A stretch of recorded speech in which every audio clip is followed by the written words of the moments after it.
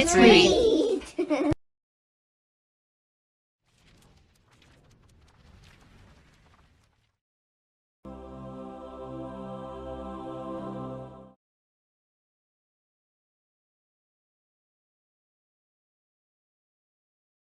One Friday, Miss Nelson told her class that she was going to have her tonsils out. "I'll be away next week," she said, "and I expect you to behave." "Yes, Miss Nelson," said the kids in, remember what room they are? 207. 207. But at recess, it was another story. "Wow," said the kids, "while Miss Nelson is away, we can really act up." What does that mean? What do you think? I don't know. Yeah, be bad, be naughty.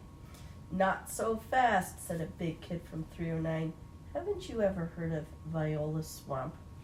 "Who?" said Miss Nelson's kids. "Miss Swamp is the meanest substitute in the whole world," said the big kid. "Nobody acts up when she's around." "Oh," said Miss Nelson's kids. "She's a real witch," said the big kid. "Oh," said Miss Nelson's kids.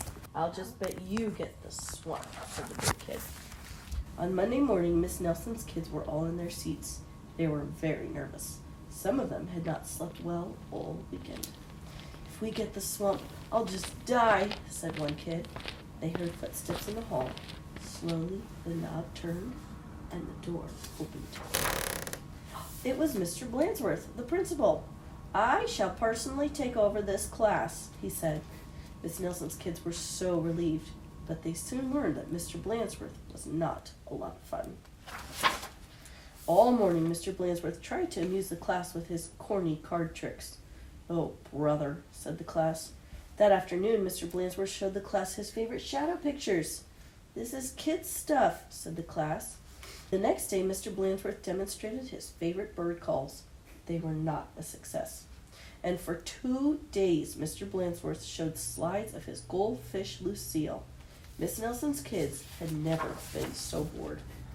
While dusting erasers in the schoolyard, 3 of the ringleaders of 207 discussed the situation. "Something will have to be done," they said. "We must get rid of Blandsworth." And they hatched a plot. What does that mean? What does hatched a plot mean? I don't know. What do you think it means? They're dressing up like... They came up with a plan. After They're school... dressing up Yeah. like Miss Nelson. How do you know that?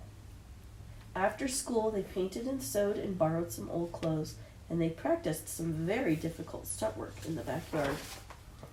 The next day, they weren't in class. "That's too bad," said Mr. Blandsworth. "They'll miss all the excitement." Mr. Blandsworth was about to show the class his collection of ballpoint pens from all over the world when someone came to the door. Slowly, the knob turned, and the door opened.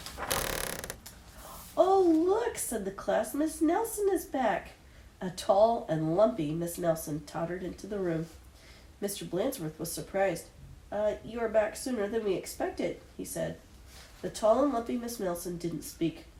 Said the kids. "Her throat must still be sore." "Are you sure you're well enough?" said Mr. Blandsworth. "She's sure," said the kids. "Well, in that case," said the principal, "I'll be getting back to the office. Nice to have you back, Miss Nelson," and he left the room. "Hot dog," cried the class. "We got rid of Blandsworth. Now we can do just as we please." And at the stroke of 10, the kids from 207 left the building. No one stopped them. They went straight to the movies, where they saw The Monster That Ate Chicago twice. "This is really living," they said. Afterward, they went to Lulu's, where they stuffed themselves silly. They went straight to the movies. We should get more ice cream. Ugh, always more ice cream. But soon, they made a serious mistake. Heading back to school, they passed Miss Nelson's house. Miss Nelson couldn't believe her eyes. "Those are my kids," she said in a scratchy voice. "What are they doing out of school? And who is that with them?" Miss Nelson telephoned Mr. Blandsworth to see what was going on. "You're not Miss Nelson," said Blandsworth. "Miss Nelson is back." And he hung up. "Can't fool me," he said. That's the other Nelson. "Who is it, though?" I don't know. The other boy. The boys. Do you remember how they were practicing this? And they made clothes? What do you think they did? Their stuff. That's them. Said Miss Nelson. Something will have to be done. And she went to her closet. Back in 207, Miss Nelson's kids were spending an agreeable afternoon. They were very pleased with themselves. We should do this more often, they said. They did not notice the figure out in the hall. Slowly the knob turned and the door opened. My name is Miss Viola Swamp, said the lady in a scratchy voice. Yipes, cried the kids. The swamp! That's right, said Miss Swamp, and I'm here to whip this class into shape. Get back to those desks, on the double. The class did as it was told. The big kid from 309 was certainly right. Miss Swamp was a real witch. She knew how to get results. The class did a whole week's work in no time. We shouldn't have gotten rid of Blandsworth, they said. Pipe down, said the Swamp, or... Just then, something under a desk attracted her attention. It was a mask. Aha, said Miss Swamp, so that's your little game. And she tried on the mask, just as Mr. Blandsworth stepped into the room. Miss Nelson, said Blandsworth, I'm of the opinion that someone has been impersonating you. Uh-oh, whispered the kids. You don't say, said Miss Swamp. Probably just some kids acting up. I'm sure it won't happen again. And Mr. Blandsworth left.